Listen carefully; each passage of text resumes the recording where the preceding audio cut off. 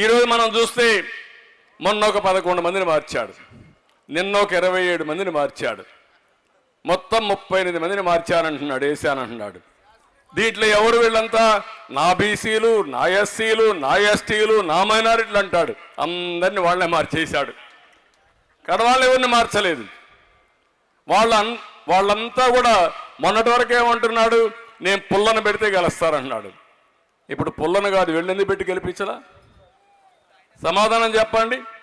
అంటే ఇవన్నీ కూడా మనం చూస్తామంటే ఓసారి అనిపిస్తుంది, ఒక అవగాహన లేని వ్యక్తి, రాజకీయాలను పూర్తిగా అపవిత్రం చేసిన వ్యక్తి, రాజకీయాలను అపహాసం చేసే వ్యక్తి, మంచి చెడుకు వ్యత్యాసం తెలియని వ్యక్తి.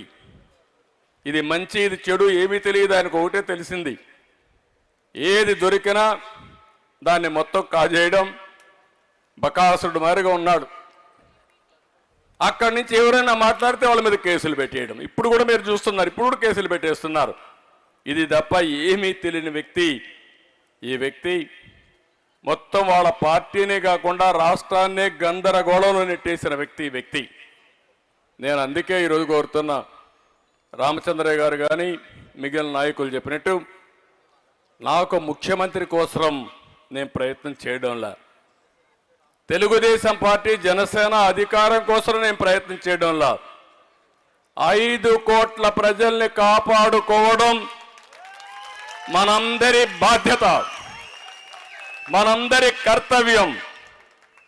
ఈరోజు మీ పిల్లల ఉద్యోగాలు కావాలంటే కడాన ఉద్యోగం దేవుడికి కానీ పాచి పనులు చేయాలన్నా బెంగళూరుకో హైదరాబాద్కో చెన్నైకి పోయే పరిస్థితి ఉంది తప్ప ఈ రాష్ట్రంలో ఎవ్వరికి ఉద్యోగాలు వచ్చే పరిస్థితి లేదు.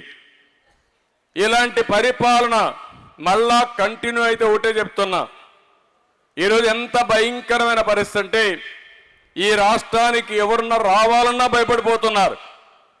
30 ఏళ్ళు 40 ఏళ్ళు కష్టపడి సంపాదించిన సంపాదన ఆస్తుల్ని, ఒక పోర్టు కావచ్చు, ఒక ఆస్తి కావచ్చు, ఒక ఇండస్ట్రీ కావచ్చు, ఇవన్నైనా మెడ మీద కత్తి పెట్టి వాటా రాసిస్తావా సస్తావా అంటే రాసిచ్చేసి ప్రాణం ఉంటే బలిసాగు దీన్ని బతకచ్చని పారిపోయే పరిస్థితికి వచ్చారంటే ఈ రాష్ట్రంలో ఎవ్వడికి రక్షణ లేదు.